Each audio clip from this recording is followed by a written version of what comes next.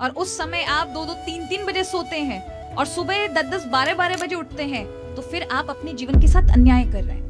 कई बार ऐसा होता है कि हम कभी ब्रह्म मुहूर्त के बारे में बोल दें तो जो नाइट शिफ्ट करते हैं वो कहते हैं हम कैसे उठे, हमें तो कैसे ही क्या होगा।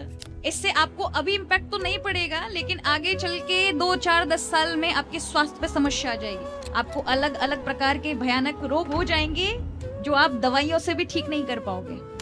तो लक्ष्मी कहाँ रहती है? जहां कई बार लोग श्री सूक्तम का पाठ करते हैं घर में। किसके लिए करते हैं? लक्ष्मी जी के लिए। लक्ष्मी जी आए, पर भूल जाते हैं कि पुरुष सूक्त का भी साथ में करना चाहिए। नहीं तो लक्ष्मी जी आएंगी, भ्रमण करेंगी, पैसा तो आएगा, लेकिन पूरे घर में घूम के देखेंगी नारायण कहाँ है, नारायण का काम क्या है हो रहा है इस घर में, देखेगी कुछ नहीं है, लौट जाएगी। इसलिए हमेशा जहां भगवान है नारायण, वहीं पर लक्ष्मी का निवास है। तो लक्ष्मी कहाँ रहती है? जहां उद्योग करने वाले लोग हैं। उद्योग माने आलसी नहीं है। उद्योग का हम अर्थ केवल व्यापारी समझते नहीं,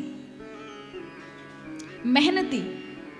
जहां आलसी आलस्य नहीं है, जहां लोग अपवित्र नहीं रहते, जहां मुंह गंदा है, मंजन भी नहीं करे, पेस्ट भी नहीं कर रहे, ना भी नहीं रहे, कौए जैसा स्नान कर रहे हैं 15-15 दिन तक केवल परफ्यूम लगा करके, महाराज वही हो रहा है।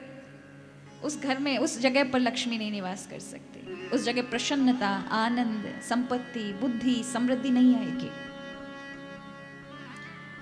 और जो ब्रह्म मुहूर्त में ना उठ करके, कब उठते हैं? 10-10 बजे उठ रहे हैं, तो वहां लक्ष्मी नहीं रहेगी।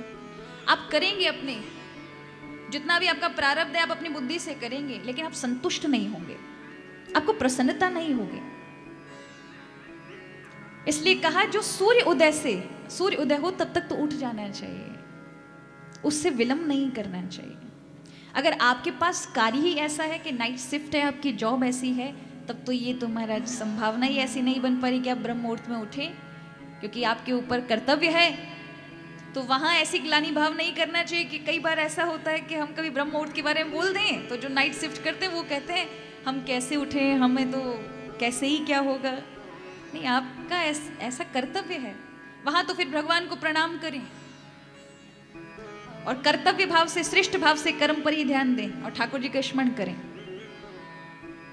ब्रह्म मुहूर्त का ही फल मिलेगा।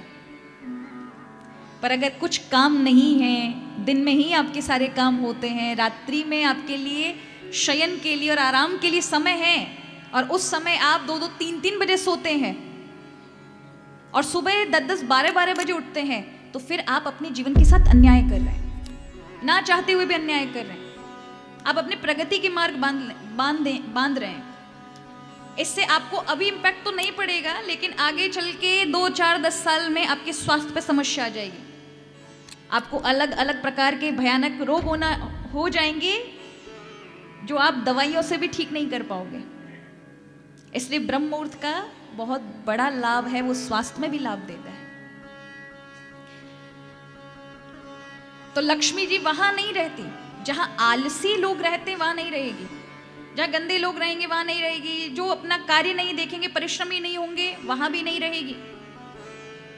मेहनती हों, उदार मन के हों, दानी हों, दूसरों का दुख समझ करके और दया करने वाले हों, करुणा जिनके हृदय में हो और ठाकुर जी की भक्ति करते हो, ऐसे में लक्ष्मी निवास करती है।